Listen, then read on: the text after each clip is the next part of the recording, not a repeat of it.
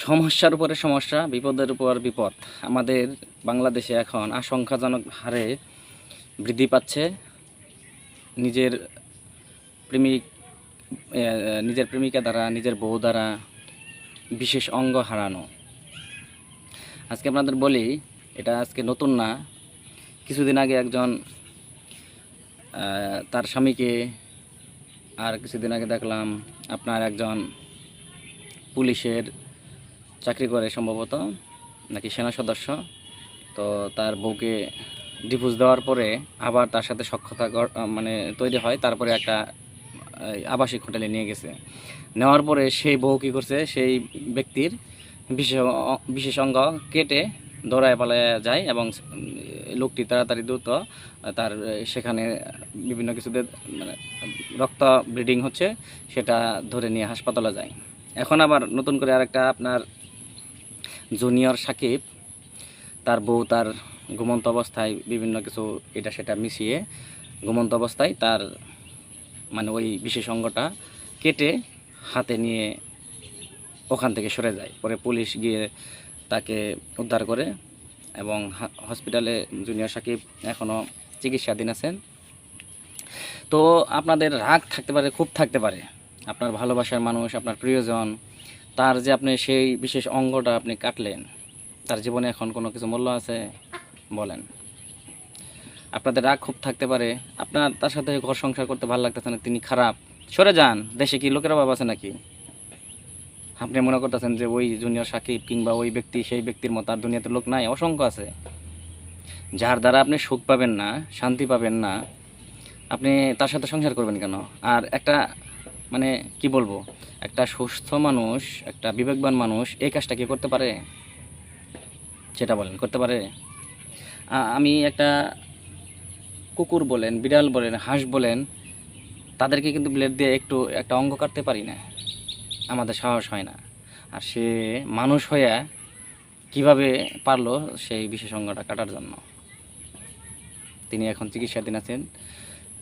সেটা আমার জানা মতে সেটা আর সুস্থ হবে না। তিনি পুরুষত্বহীন অবস্থায় থাকবেন, জীবনযাপন করবেন। তো কি হইল? আপনি জেল খাটবেন, তার সব কিছু হারাইলো, এভাবেই তো চললো। কী লাভ হইলো বলেন? আপনি একটু সুখের জন্য রাগের মাথায় একটা কাজ করে বসলেন, এখন আপনি জেলে থাকবেন, সে পুরুষত্বহীন অবস্থায় থাকবে, আপনিও সুখ পাইলেন না, সেও সুখ পাইল না। এটা ভাবা যায়? এই মহামারী, আরেকটা মহামারী হচ্ছে আপনি রিলেশন করতেছেন, ভালো কথা, সম্পর্ক আছে আপনার, সেটাও ভালো কথা, সেটা জায়েজ না যায় সেদিকে যাচ্ছি না, সেটা ভিন্ন বিষয়। আমার কথা হচ্ছে আপনি বিয়ের আগে আপনি সব কিছু দিতেছেন, একবার না, দুইবার না, 6 মাস, বছর সে বছর দিয়ে যাচ্ছেন, চাহিদা দিয়ে যাচ্ছেন। যখন বিয়ে করতেছেন না, তার সাথে সংসার করতে পারছেন না, মনোমালিন্যতা তৈরি হচ্ছে, তখন আপনি বলতেছেন যে আমাকে বিয়ের প্রলোভন দেখিয়ে আমাকে ধর্ষণ করেছে এত বছর এতবার। কেন বিয়ের প্রলোভন দেখিয়ে আপনাকে ধর্ষণ করবে? মানে এটা কোন ধরনের কথা? আপনাকে বিয়েই করবে, তো বিয়ের পরে করবে, আগে কেন? হ্যাঁ, আপনি বিয়ের আগে দেন কেন? আপনারা সেই কাজটা করবেন, করার পরে আবার আপনারা মামলা করবেন, এটা তো হইল না। এই সমস্ত চিন্তা চেতনা থেকে আমাদেরকে সবাইকে বেরিয়ে আসতে হবে। একটা অপরাধ থেকে আরেকটা অপরাধের সৃষ্টি হচ্ছে, একটা অপরাধ ধামাচাপা দেওয়ার জন্য আরেকটা অপরাধ করানো হচ্ছে। এভাবেই তো মানুষ একের পর এক ভুল করতেছে, অবশেষে দিন শেষে কি কেউ সুখে নেই। আপনি সারা বছর সব কিছু করে যাবেন, নিজের ইচ্ছাতে করবেন, শেষে তখন আপনি মামলা করে বসবেন যে বিয়ের প্রলোভন দেখিয়ে, বিয়ের কথা বলে, সেই লোভ দেখায় আমাকে 2 বছর, 3 বছর, 4 বছর, 6 মাস, 12 মাস, এই সেই ইত্যাদি ইত্যাদি সময় ধরে আমাকে ভোগ করতেছে, সেজন্য আপনারা মামলা করেন। সেটা আবার কোর্টে বিচারও হয়, যে মামলা করলো তার বিচার হয় না। সেটা আপনি কখনো বলছেন যে কেন তুমি বিয়ের আগে এই কাজটা করলা?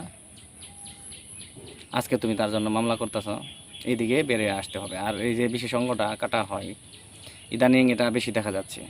আপনি তো কি বলবো আর, নারী নামের কলঙ্ক। আপনি কত বড় একটা অন্যায় করছেন জানেন? একটা মানুষ বাচ্চা নেওয়ার জন্য অনেক চেষ্টা করে, অনেক চিকিৎসা করে, পারে না, আল্লাহ দেয় না। আর তার পুরুষত্ব আপনি কেড়ে নিলেন, এটা তো আপনার অধিকার না। তো যাই হোক, সবাই সচেতন থাকবেন। কার দ্বারায় কে এই জিনিসটা হারান, আল্লাহ তাআলাই ভালো জানে।